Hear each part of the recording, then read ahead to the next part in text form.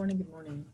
Um, it's been a couple weeks since I've been able to hop in here and share with you guys, but I wanted to spend a moment talking about identity and narcissism. And so a lot of us then know like narcissists are very arrogant, flamboyant people. They're very bombastic.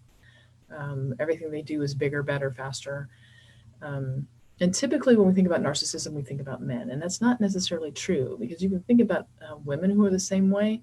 And this isn't people who are naturally joyful, but they're all about themselves versus joyful about life in general. And so the most important thing, and I want this to be like super short because I just wanted to be packed full of info, right? So the most important thing I want you to think about when you think about narcissism is low self-esteem. So I know this is going to be hard for you to believe, but narcissists have chronic low self-esteem. So I want you to type that in. Narcissists have chronic low self-esteem.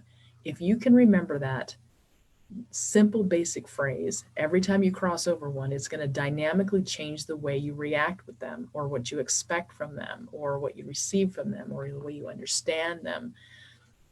Narcissists have chronic low self-esteem. And the way that plays out is the feeling and the need and the desire to overcompensate for that low self-esteem. Now, most people don't believe that they have low self-esteem because they're like, well, they come in the room and they're all arrogant and they're all about them. And it's like they have to be in order to fill that deep, deep need for affirmation. Their self-esteem is so low that they have this constant drive to have positive information.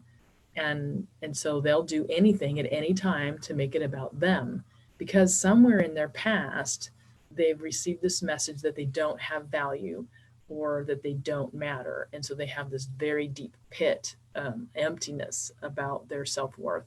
And so every thought, every concept that comes their way will be laced with, what does this mean about me, in their mind. And if there's any even scent, like if they can just smell a little bit of condemnation, they're going to overreact to that. How dare you? How can you? There's no way. And they will overcompensate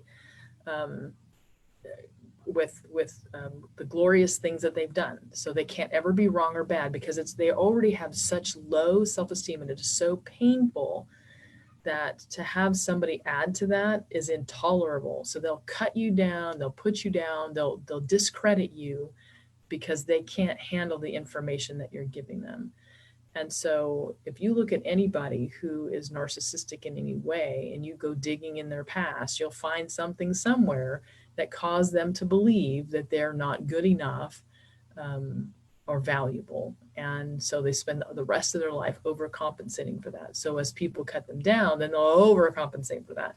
And they come in the room and they have to have people smile. They have to dress well and look good. And people have to be giving them positive vibes, or else they'll put them down. The reason why they're not giving me good vibes is because there's something wrong with them. And so hopefully, I mean, this is not in any way, shape, or form intended to excuse their behaviors, simply for edifying purposes, so that you understand what you're operating with and really the limitations of what you can expect from them as far as getting to know you and valuing you and pouring life into you. It will always be laced with what can they get out of it, because it's this constant need for affirmation. So hopefully that helps you guys somewhere, somehow. Let me know. But just to remember, narcissists have chronic low self-esteem, and that's going to just open your eyes up to a lot of their behavior. So love you guys. See you later.